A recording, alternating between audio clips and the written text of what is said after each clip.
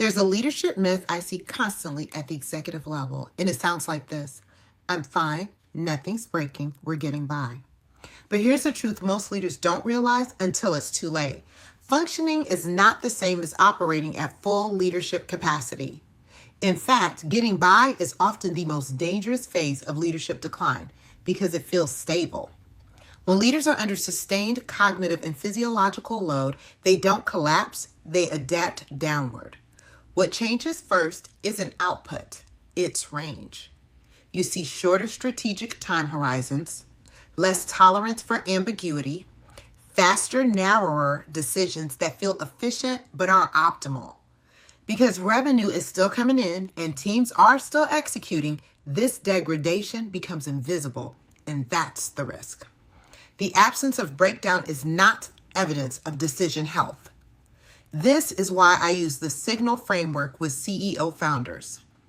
Signal isn't about burnout. It's about detecting capacity erosion early, before it shows up as bad decisions, missed opportunities, or strategic drift. Let me walk you through how this shows up. S. Speed without depth.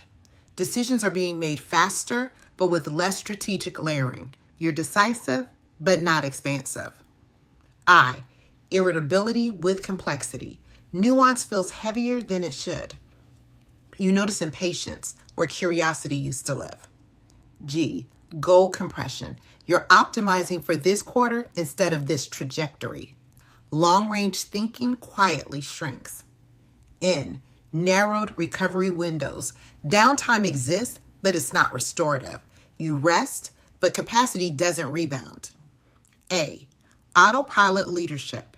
You're operating from pattern, not presence. Past wins are driving current calls. L. Loss of strategic patience. You push decisions forward not because they're ready, but because you're tired of holding them. None of this feels dramatic. That's why it's dangerous. At the CEO level, decision quality is your most valuable asset.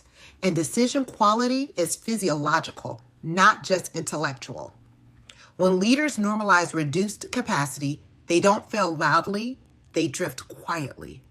If this framework resonates, you're not broken, you're informed. Signal surfaces where capacity is quietly leaking. This is fast, non-diagnostic, self-recognition tool that helps create awareness. Download my executive capacity audit. This audit quantifies how much it's costing across decision quality, energy, recovery, and longevity risk. For now, simply notice your signals. Awareness is the first strategic intervention.